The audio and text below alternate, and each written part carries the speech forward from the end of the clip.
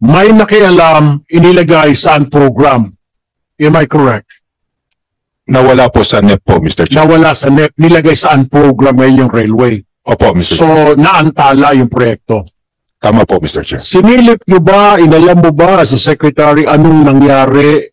Bakit nilagay sa program yung program na proyekto na meron tayong kapartner na foreigner na hindi man lang tayo nahiya ilagay sa program, hindi natin pinondohan. Samantalang siya foreigner, naglagay ng pondo dyan, tayo hindi naglagay. Pinag-aralan nyo ba kung anong dahilan? Kung ito'y marahil ay daging program, ginamit yung pera, binulsa, dinala sa another department? What do you think? Mr. Chair, parang tulad po ng sinabi ko po kanina, Mr. Chair, I assumed the office, same with Secretary Vince last February po. And I don't have personal knowledge during the budget deliberation of the OTR for the fiscal year 2023-2024 and even for the GA 2025 po. So, hindi ko po alam kung ano po yung nangyari at that time, Mr. Chair. Baka alam ko, Senator Tulfo. Yes, sir. Ang nangyari dyan dahil that is foreign assisted and priority program, ang sabi po nila noon sa kabila ay siguradong popondohan. Yeah. Kaya kahit ilagay sa program ay siguradong popondohan. Kaya inuna po yung kanila na mukhang ganun ang nangyari. Kaya lang, without knowing that this will cause further delays because ang problema yung pong makukuha nila sa third quarter na. Imagine, for almost 6 to 9 months, marami pong mga contractors, lahat ng mga ay hindi makakasingil, no? Ganun po kasimple. So mukhang ganun na nangyari, Senator Tulfo. Yeah, and I have a follow-up question, Mr. Chair, kay Secretary. Do you think, Secretary, dahil because of this, na may mga yung foreign assisted natin na ilipat sa program, nangyari ngayon, yung utilization rate po ninyo mababa. I have noticed, in 2024, mababa po yung inyong budget utilization. Ngayon, 25, mababa po ulit. Ang sinasabi mo, this is due to the foreign assisted projects. Tama po ba? Yes, Mr. Chair, it significantly contributed to our low disbursement rate, Mr. Chair. Could this be the reason why binawasan kayo ng 62% because noong 2024, mababa utilization ninyo. Itong 2025, mababa utilization ninyo. Kaya sa tingin ninyo, ito ang dahilan, naka-apekto sa inyo, itong low utilization because karamihan po ng pondo ninyo ay foreign assisted. Tama po ba? Tama, Mr. Chair. Isa yan sa mga pamantayan ng Department of Budget and Management na kapag tayo nagbibigay na humingi ng budget, ang una nilang titignan ay utilization rate or obligation rate mo of the past year, and other than if implementation ready, software ready.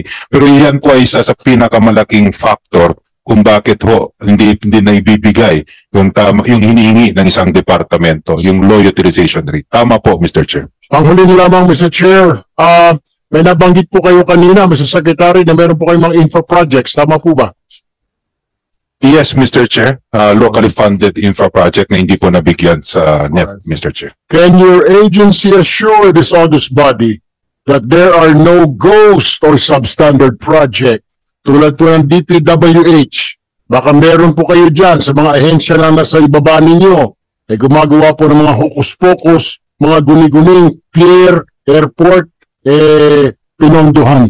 How sure are you na lahat po ng projects na ini-implement po ninyo ay hindi substandard, hindi po ghost project, Mr. Secretary, Mr. Chair? Thank you, Mr. Chair.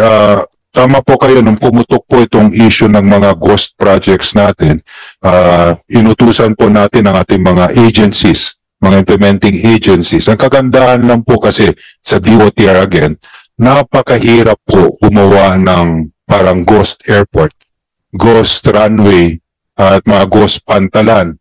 So, ang kine-check na lang po namin ay kung tama ba yung quality, no? So, bago naman po namin yan iti-turn over tulad po sa CAAP kapag airport, parati namin we make sure na nasa amin yung, kumbaga, may retention money kami. And we always apply defect liability period, the punch listing. We're quite strict on that. So I'm quite confident po na wala pa po ako nakita na either ghost project.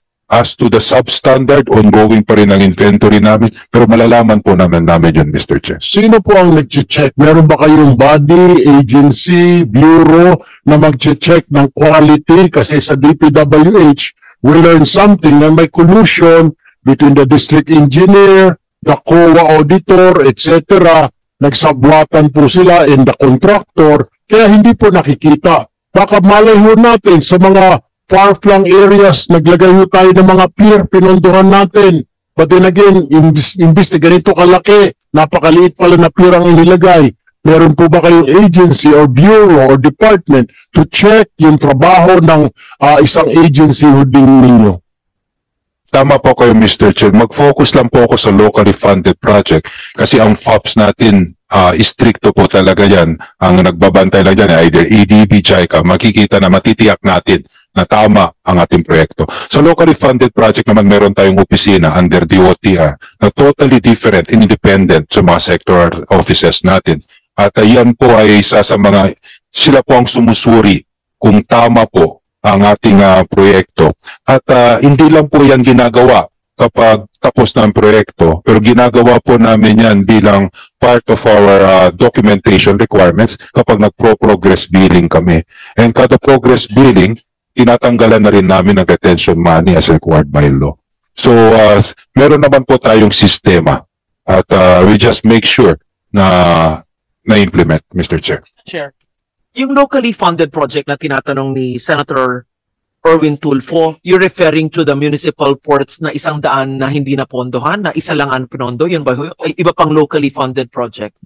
Yun din po, Mr. Chair. Yung sinasabi ko po... Ilang taon na yung nakabinbin po na hindi kayo napupondohan ng 100 ports na yan? Makailang administrasyon na yan? Pinondohan ba yan? In GAA 2025, ilan po napondohan? There must be a reason why it's not funded. Baka naman hindi nyo ginagamit ang pondo. Kasi kung isa lang out of 100 ang napondohan, may dahilan. Ilan sa 2025 po? There's a reason eh. At kung talagang kailangan ba? But what they're saying is they can monitor the locally funded projects more, no? Mr. Chair, can you give me, I'm just going to check the GAA 2025. If DBM only granted you 1 out of 100 ports, local ports, there must be a reason why they're not giving it to you. Sa GAA 2025 and GAA 2024, ilan ba ang inyong local ports? Baka naman ang obligation rate nyo at disbursement rate ay mababa din. Just like the foreign assisted projects, lahad lang po sa amin para maintindihan namin. Thank you.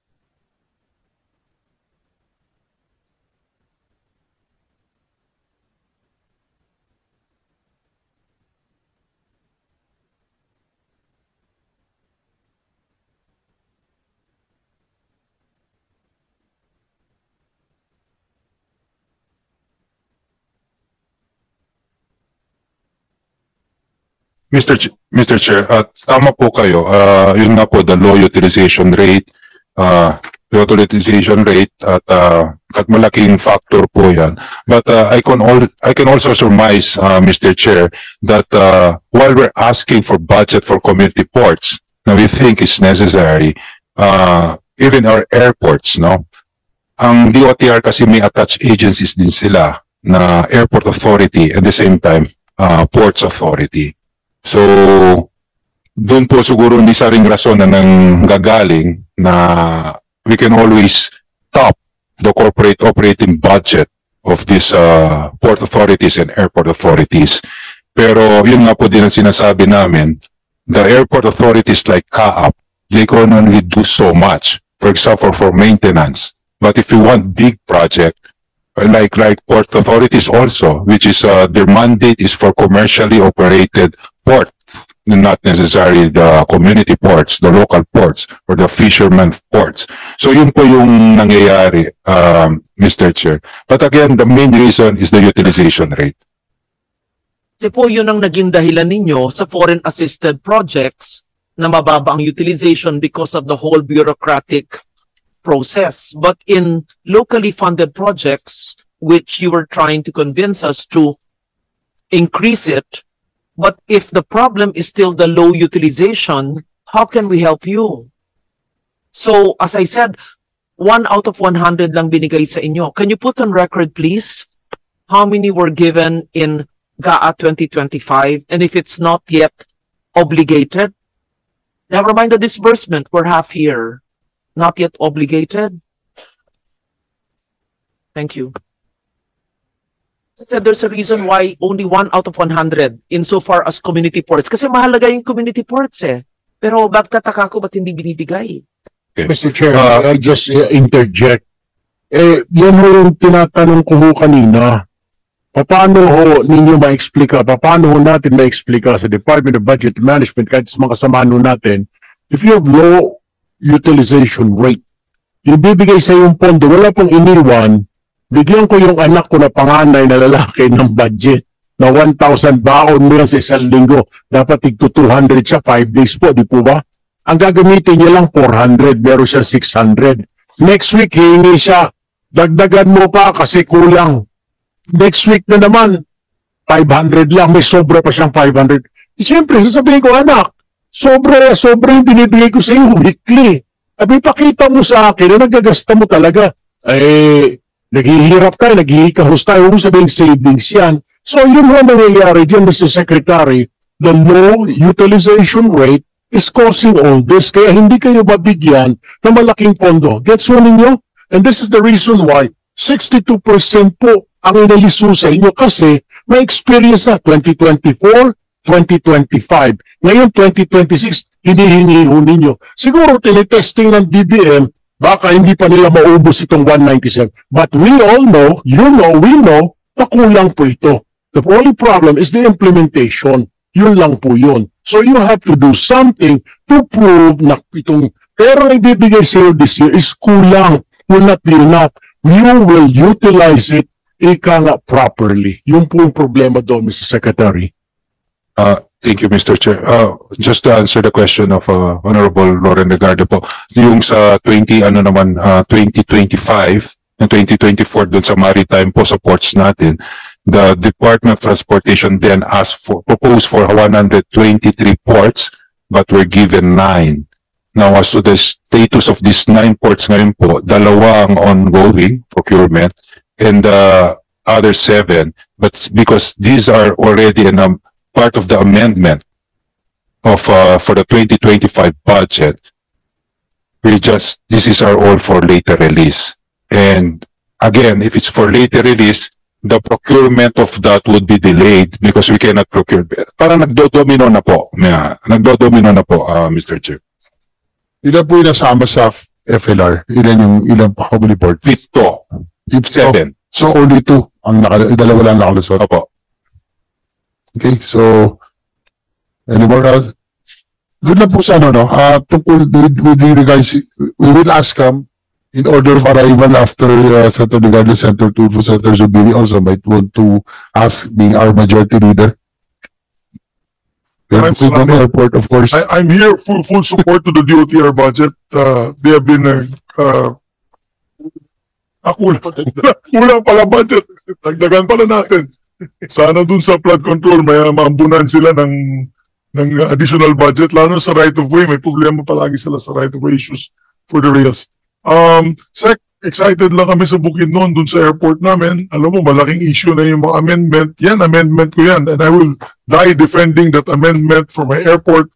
Many of those who've been there, these guys for a long time, they know that since time ni Tatay Digong pa yan, we started that, and I think we're about to end.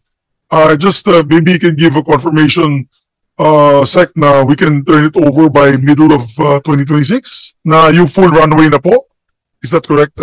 Yes, Mr. Chair, no, we're committing and we're targeting the 2026 a full runway. But again nga po, no, tulad po ng sinabi nyo, humingi kami ng budget for Bukidnon, but iba yung, parang nabawasan po yung NEP natin.